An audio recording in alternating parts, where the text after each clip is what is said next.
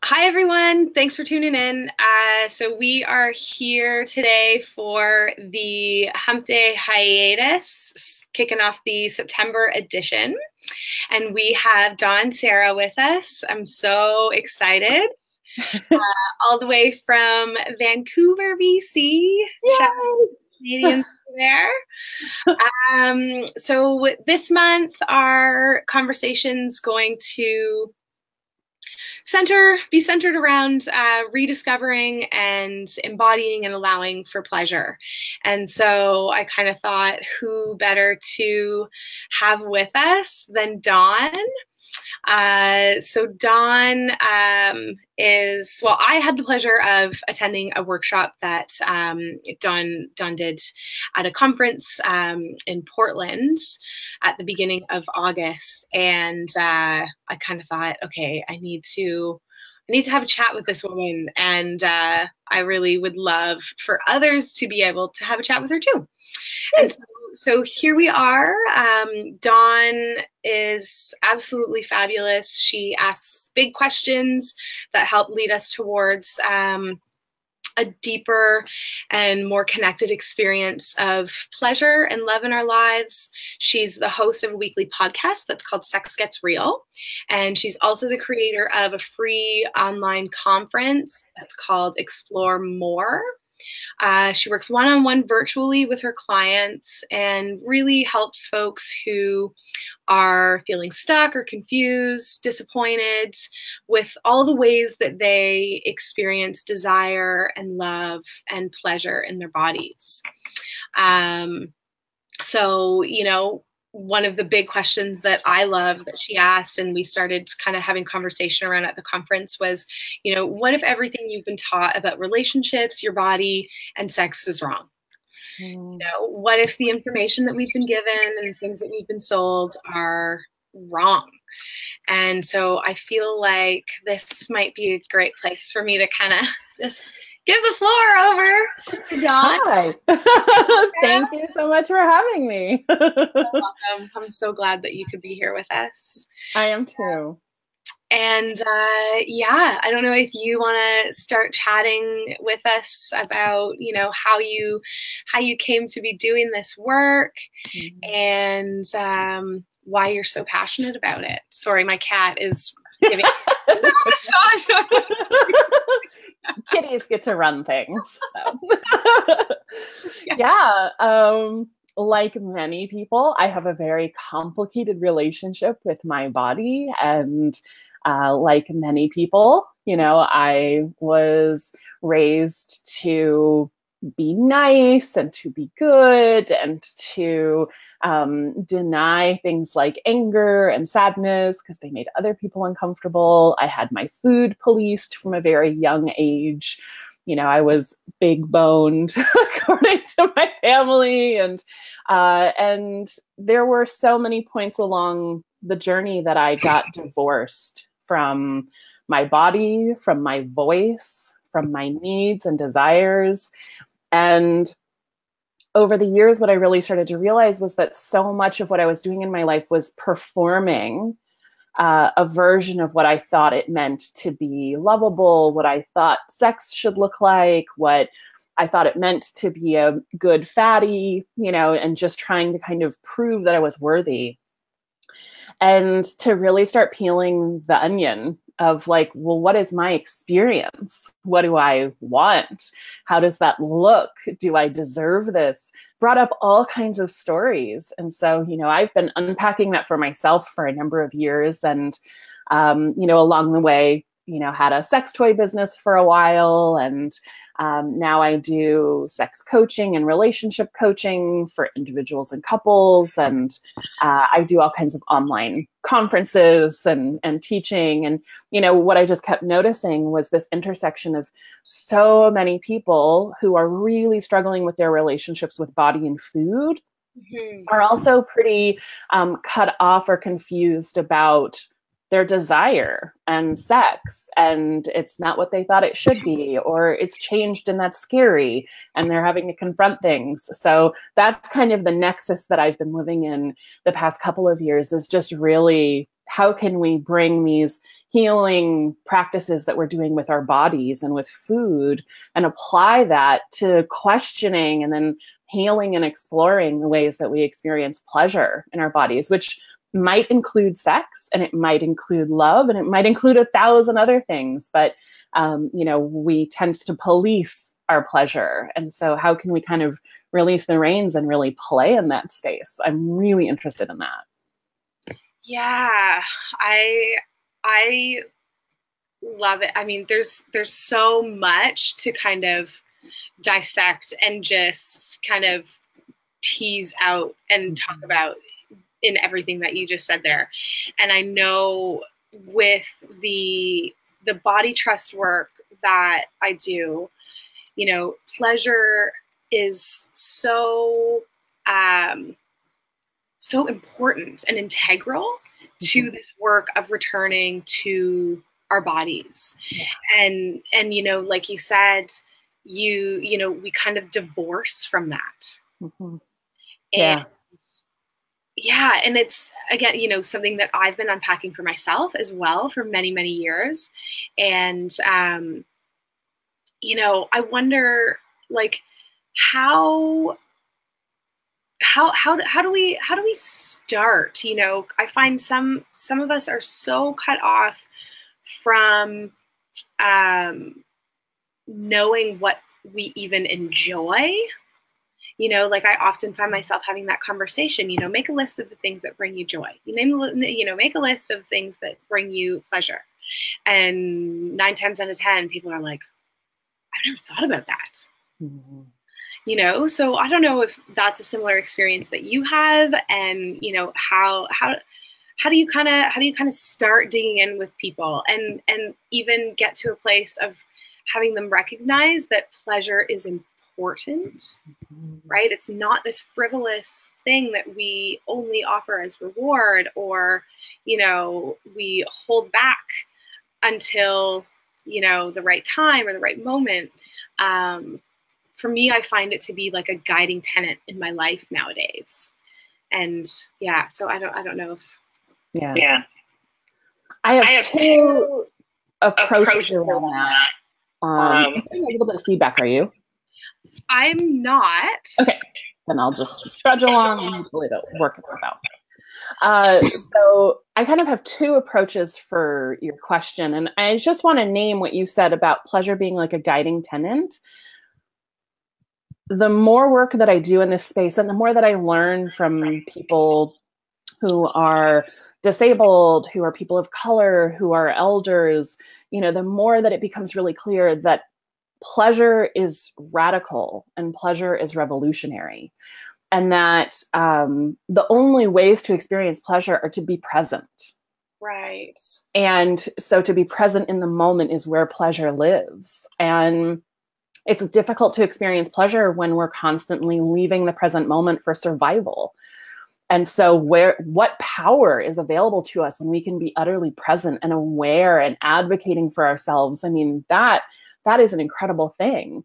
And so that's especially radical for people who are in marginalized bodies and exist in marginalized spaces, to be able to say, I'm prioritizing myself and my pleasure, and I'm taking up this space, because to really stand in your pleasure means to be seen and to ask for what you want and what you need. And that's really scary for a lot of us.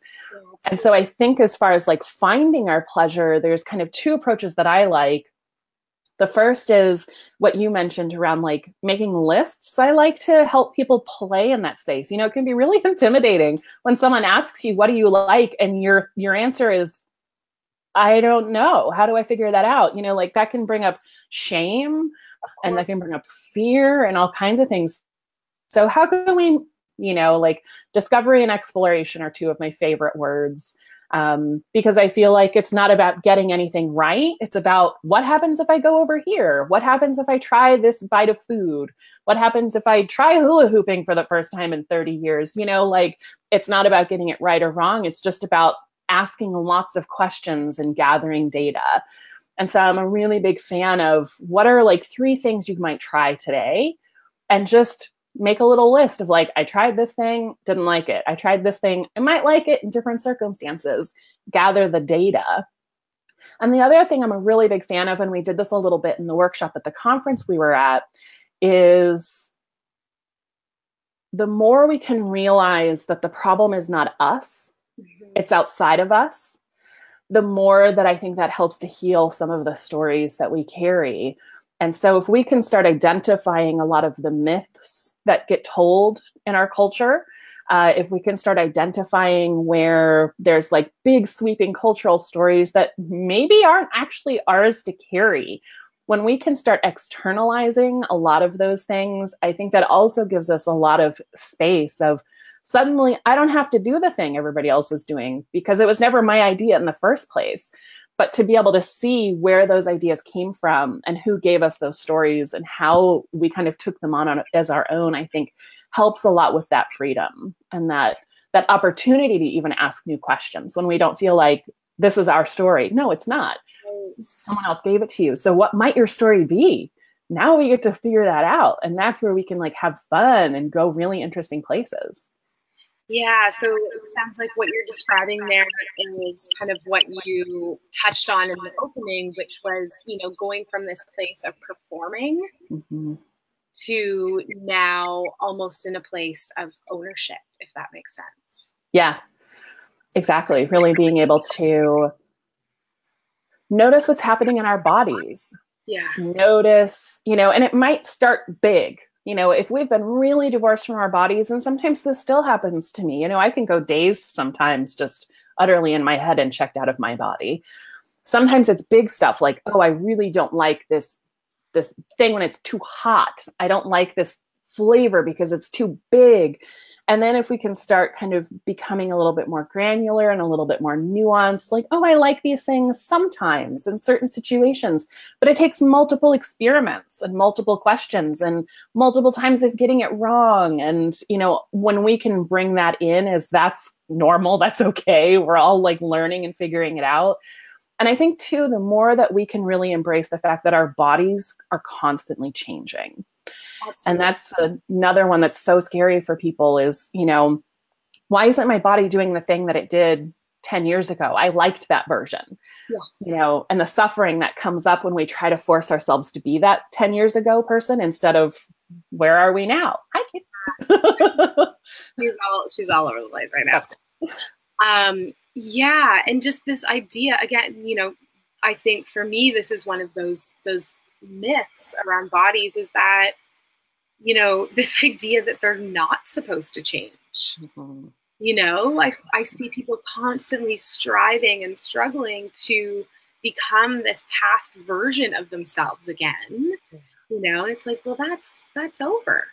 Yeah. You know, that you lived that and now we're here. And I find one of the pieces that has opened up and made pleasure accessible for me is also noticing the grief that I experience in things that have passed and have been or I've lost.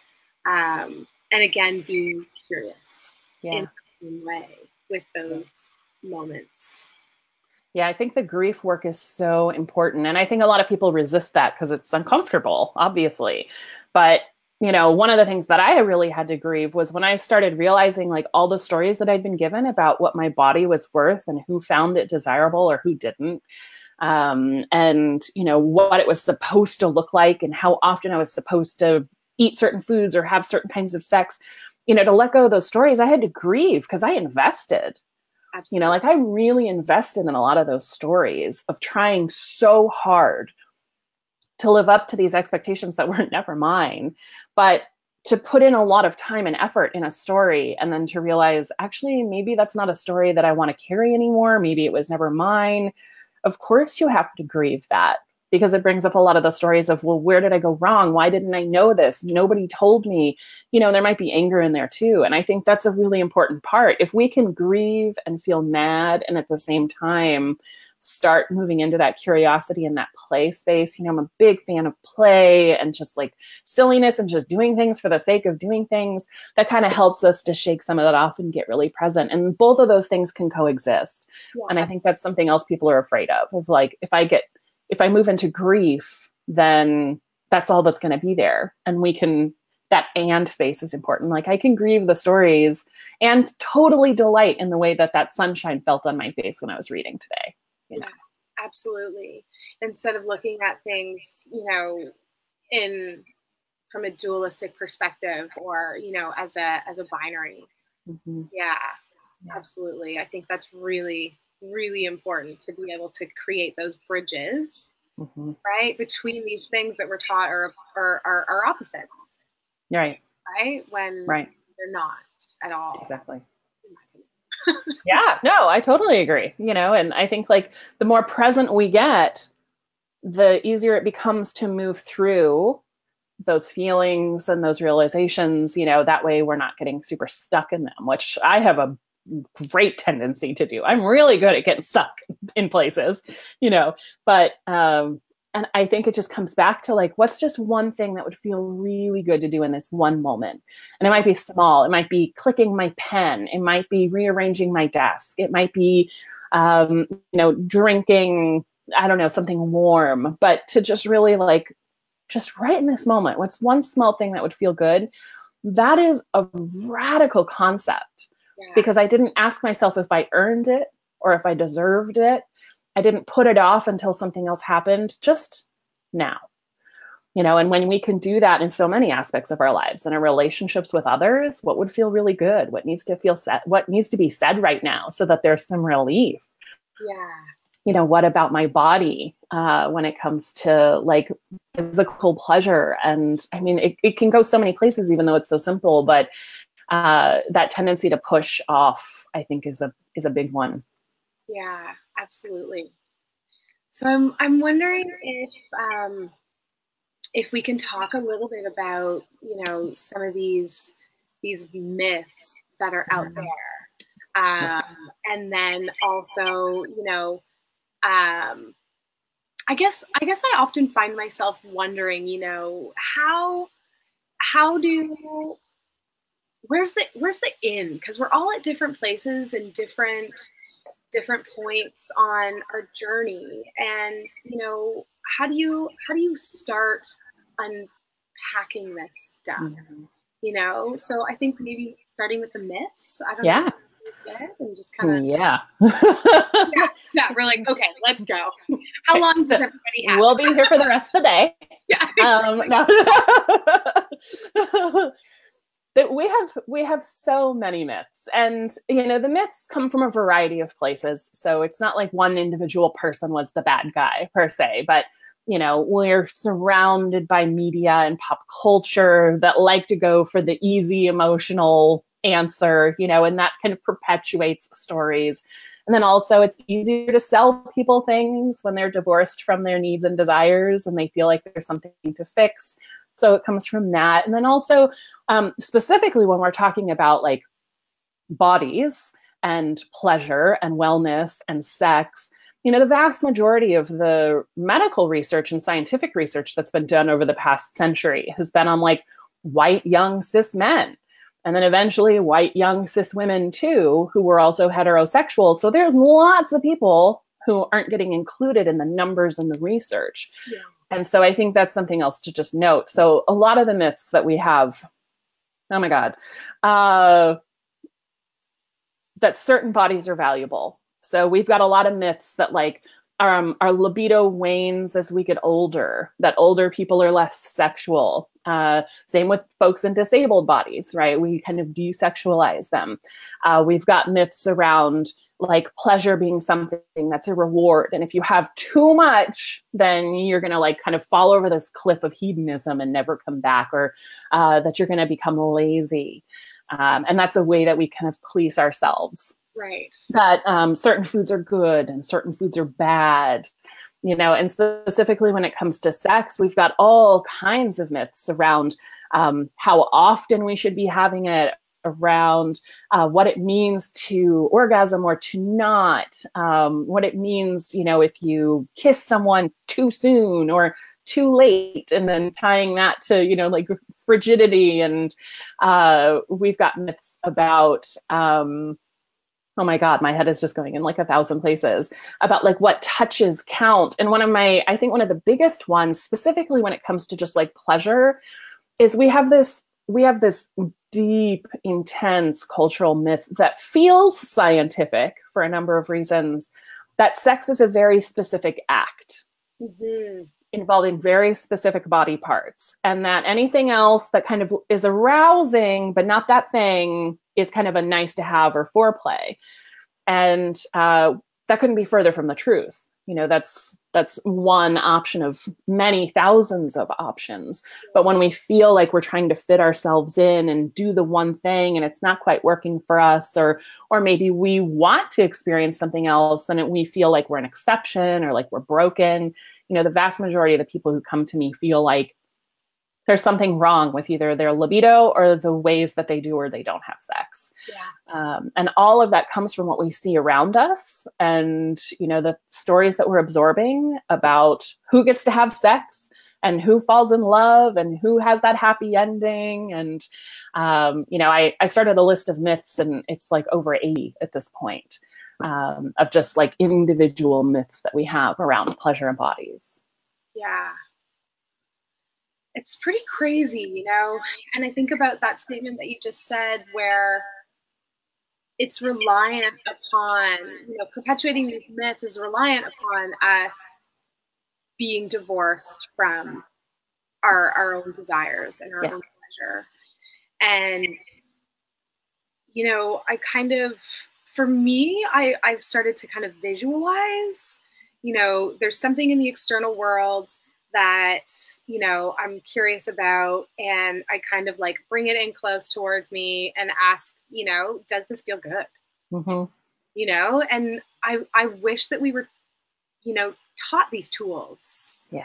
You know, it's, you know, when we were young, that no, you have the information. Yes. Right. You have the ability to discern and really kind of ask yourself if this is right for you in the moment. And instead of always kind of going back into that performative place. Right. Yeah. I mean, when you watch young babies, they know what they want. Yeah. They don't care if you like it or not. They're hungry.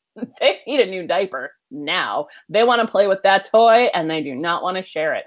You know, there's this fierceness around those edges of, I need something, give it to me. And of course that's tied to survival, but we just inherently get that. And then what happens is, you know, we slowly become divorced from that as we grow up and we're told to stop crying or don't do that or don't touch yourself in that way. Or we start growing up in a family where we notice that when we're angry, it causes distress in a parent. And so we start tapping our anger down because we don't like seeing our parent distressed, right? Yeah. And so just all these little ways that as we're growing up, we slowly start being taught and kind of moving through the world from a survival perspective of like, what makes the world around me easier. And often that is not asking for what I want. It's doing something for someone else. And, you know, I think what would be such a beautiful thing is kind of where we go now is we get to a place where as an adult, we're constantly trying to please the people around us, hoping that that makes us worthy to then finally feel good. Yeah. And I want to imagine a world where we just inherently know what we need and how to feel good. And we can choose consciously when we want to maybe put ourselves on hold and do something for someone else, or when we can collaborate and find all the yummy possibilities of where all those things overlap. But kind of where we are now is unconsciously, you know, putting ourselves on hold and putting ourselves last and doing things for everyone else in the hopes that eventually someone will recognize us or give us the thing we want so we don't have to ask for it. You know, one of the biggest myths we have about relationships is if you love me enough, I won't have to tell you. Yeah. And so we believe, you know, when we really say that out loud, we're expecting someone that we love to read our minds. You know, it sounds ridiculous, but we're taught that over and over and over again in so many ways. Yeah. And so, you know, I envision something different for us where we can just inherently know our edges and the yeses and the nos and the joys and the, I'm not so sure. And consciously say, you know what, today I'm going to do this thing I don't really like because I think it would be really interesting to do something new versus I kind of don't like the thing, but I guess I should do it because maybe then you'll do something nice for me. You know, there's a very, very different experience in those from a place of like power and understanding. Yeah. And, you know, yeah, where that power is located and being derived from. Right. Yeah. I remember at one point in my, you know, along my journey with, you know, starting to heal body and food stuff, I all of a sudden had like this light bulb come on, and the words, you know, this is for you, this is for your experience, just popped into my mind. And it was literally the first time in my life. I was like 33, and it was literally the first time in my life where I realized that like my body was for my experience of this world, not for others to experience me. Yes. Right? Or for others' experience and pleasure. Right. And I still, you know, 2 years later, am still figuring out what that looks like and what it's all about. Yes. Right? Yes. That is such a huge one. And I think specifically, you know, like gender expectations in our world and, you know, ability and body size are so tied to the depths of the stories that get told around that. You know, speaking very broadly, I think men have a very different experience of that than women. And, you know, we could break that down in lots of other ways, but you're so right. Like, this is our vehicle for experiencing our lives and the world around us. So we can do with it whatever the heck we want. You know, we don't have to do it for anybody else unless we choose that.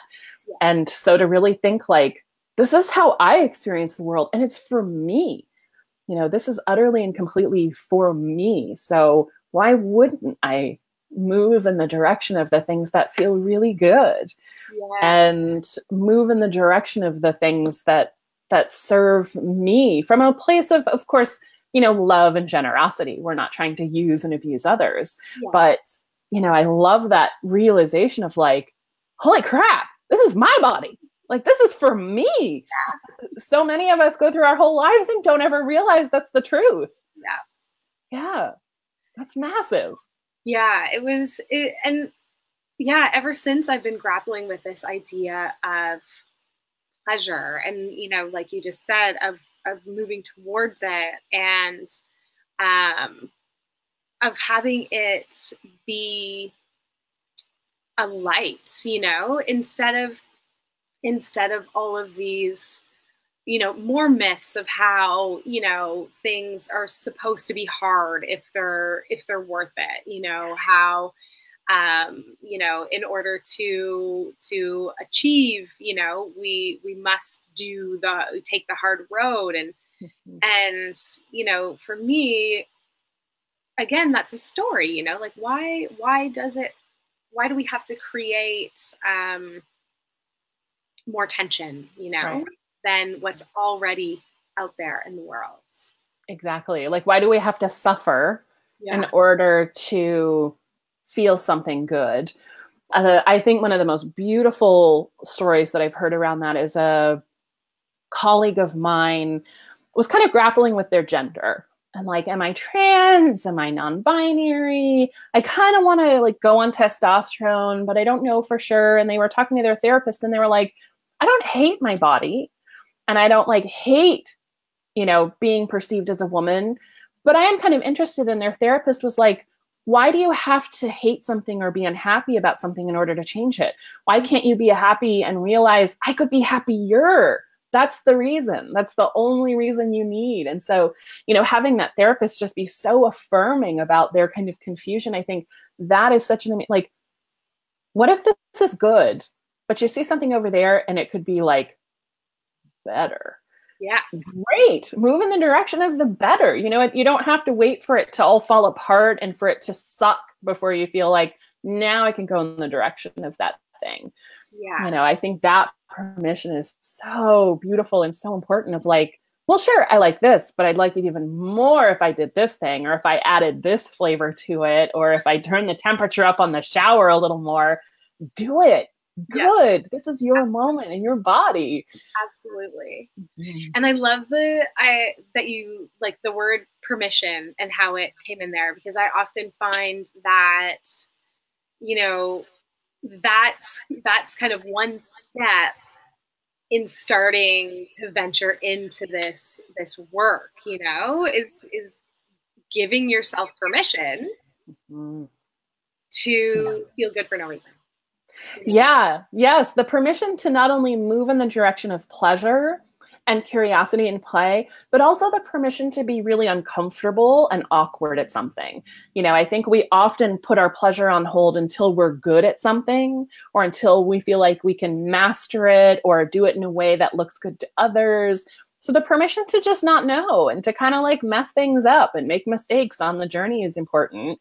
And I think too, just the permission of when we start setting clearer boundaries, which is ultimately just articulating needs and wants, right? Like when you really come down to what boundaries mean, it's just articulating needs and wants.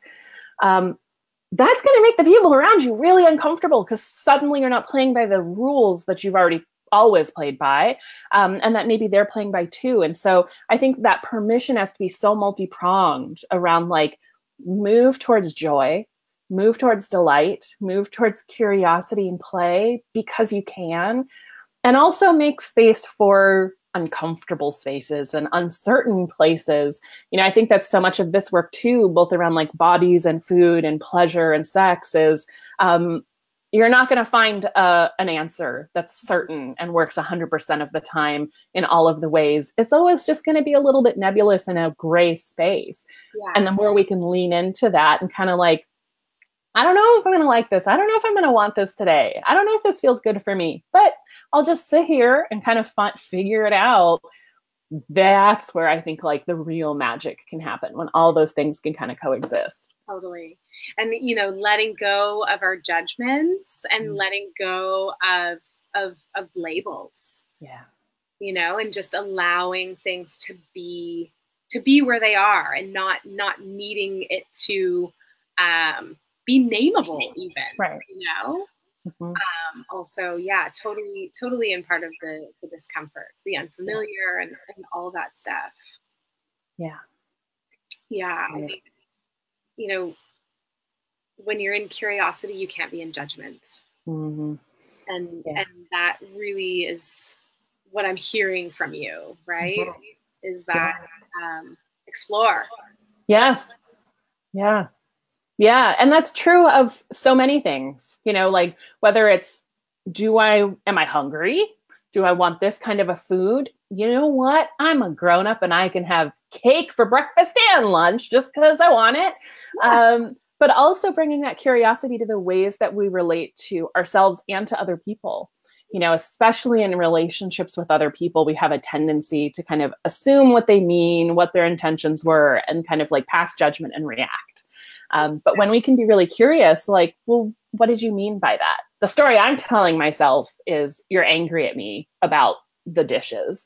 Yeah. But what's your experience of that? You know, to move into that curious place, there's so much more opportunity for connection, which in my experience then leads to even more pleasure and more support and more joy. And so I really think that curiosity is such a key component to all this work that we're doing. Yeah. And it almost seems to me at times like, you know, so many people that I speak with are exceptionally uncomfortable with not knowing. Yeah. You know, and so we automatically jump to this place of having to know everything and being the expert in our day-to-day lives, that we completely skip over, you know, that question. Right. Yeah, 100%. You know, like, you said that thing, and I'm thinking that you mean this. Do you know, what do you actually mean? Mm-hmm. Right. And there's so much that we just totally jump right over and miss when we just, you know, go to that place of needing that certainty. Yes. And not wanting to just kind of be in those, you know, the of not knowing.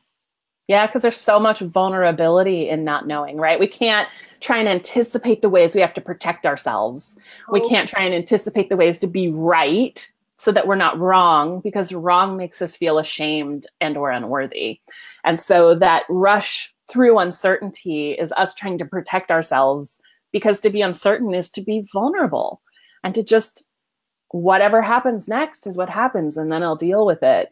That's a really scary place. You know, most of us are pretty good at like, okay, here's the 10 possible outcomes, and here's all the 10 ways that I'm going to manage those situations. You know, so like, because we're thinking of those 10 things, we can't possibly be present. We can't possibly be here now, looking for better ways to connect to our inner voice and to the people around us that we love. And, you know, I mean, it's just one more way that we divorce ourselves, is by being so resistant to that uncertainty. Totally. And being in that busy, you know, if I just think about those two examples that you gave of, you know, okay, so I've already got the 10 ways here in my head of how I'm going to handle whatever's going to come up, you know, versus it's almost kind of like a void, you know, just being in the present moment and saying, okay, so, well, this is actually what happened. And now I have one response, you know, okay, I can choose from this variety of options. And then, you know, it's one step at a time, and really kind of slows things down. And I find, you know, even just that, it's not simple, you know, but just, you know, that one thing of, you know, maybe once or twice a day, saying to that piece of your brain and that piece of yourself, okay, shh, you know, let's just see what happens. Yes. You know? Yeah. Yeah. There's a embodiment expert who does all kinds of beautiful somatic trauma healing work, named Sage Hayes. And I had the opportunity to interview Sage earlier this year. And one of the things that Sage said that I thought was so important when we were talking about, you know, when we leave our body, it's wise. This is our method of survival that's gotten us to now. So what a wise response that we've survived to now. Absolutely. And when we want to maybe I could be present. Maybe I can sit in uncertainty for just a few seconds. Sage talks about like capacity building is starting with like this much. So can I be in the uncertainty for 30 seconds deliberately? Maybe that's too much, maybe 10 seconds. Okay, I survived 30 seconds, I'm off. I'm off to the races and I'm thinking about those 10 things.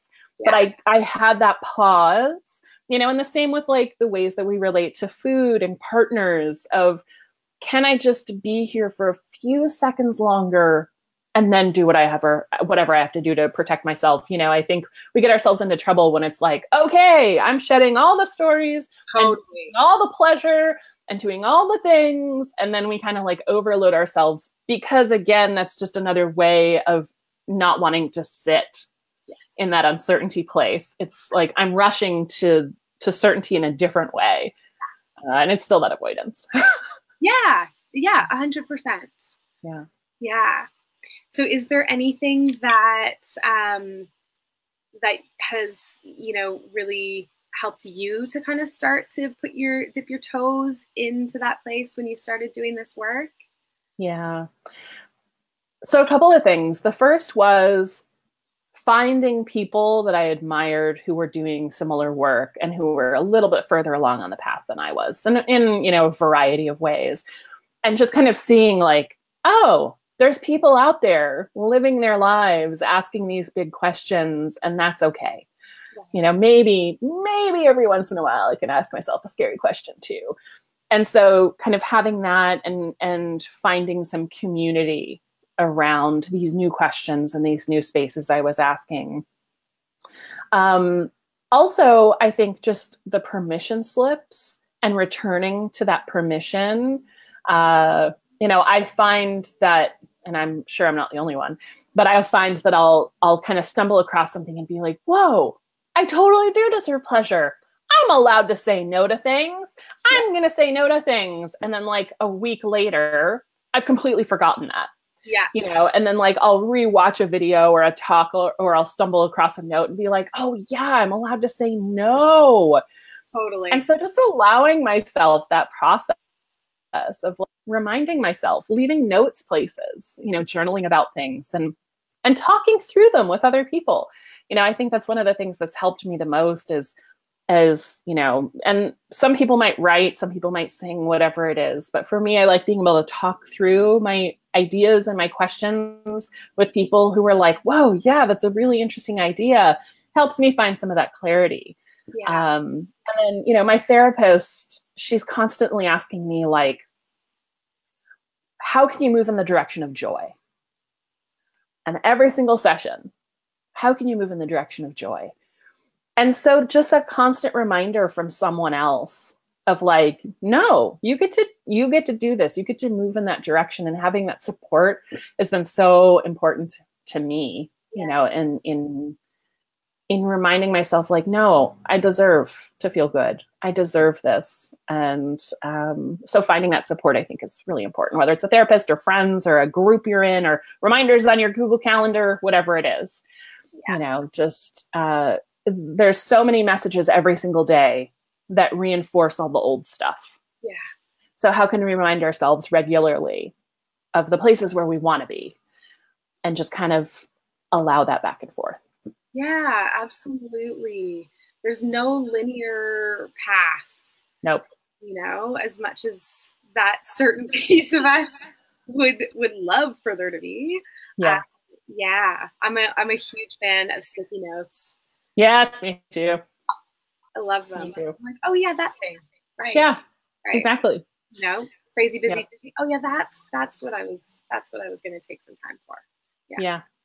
Yeah, I think that's huge. And, you know, for me, writing, and I have some clients who, for them, it's, you know, different kinds of movement are a really big part of their thinking process and just kind of feeling embodied. And I think like having an embodiment practice too is really important. Just the little tiny ways that we can get into our body for a couple of minutes and then notice what's going on. You know, I have this like 60-second volcano practice that I learned from someone, and it takes 60 seconds. And afterwards, it gives me all this information about my body that, you know, 60 seconds before I was kind of like, there's a body down there somewhere, you know. So giving myself an opportunity, tiny little things to just build that capacity has been really helpful. Because if I tell myself I'm going to meditate an hour every day, I'm gonna fail after day one. So learn my lesson. Yeah. So we have a few more minutes left. I'm wondering how you would feel about taking us through a little volcano practice exercise. Yeah. Okay, can we do that? Yeah. I would totally love that. Yeah. Awesome. Yeah. Okay. So you can do it sitting or standing. I tend to do it standing, but I'll just do this so that I can stay in the camera. So basically what we're going to do is we're just going to start with like a really light, just kind of like move your body, kind of flick your hands a little bit and just kind of like, oh yeah, there's a body there. I can move it. And after a couple of seconds, so basically what we're doing is we're building a volcano. So it's just kind of like the ground's just starting to move. The lava is kind of starting to come up a little bit. Now we're going to get a little bit more, you know, vigorous. We're going to shake our hips and our shoulders. The volcano's growing. It's growing. And then we're going to throw our head in if we can and shake our feet. And then when the volcano explodes, we're going to go as hard as we can for 10 seconds. So we're going to go off in 3, 2, 1. Ah, shake as hard as you can. Shake, shake, shake, shake, shake. Shake everything, shake everything. Shake your legs, shake your head, shake your arms. Be as wild as you can. And still. And then we're just going to breathe for a minute and notice.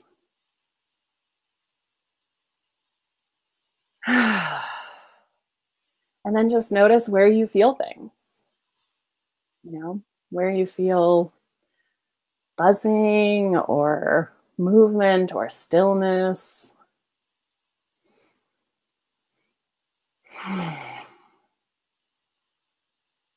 And that's volcano. That's fucking awesome.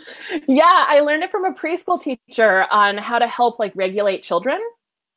Amazing. And I tried it and I was like, this feels amazing. And I can literally do it in like 60 seconds. And then afterwards, I'm so like, I can feel my body. Yeah. I can feel my arms and my legs. And like, if you stand and you really like stomp your feet and your totally. legs. I barely did anything with my legs there. So yeah.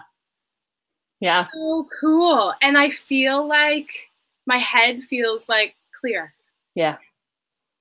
Yep. So like tiny little things like that for me have been revolutionary in both like anxiety management and also just embodiment and being able to hear, you know, what's going on in this vessel I tend to ignore.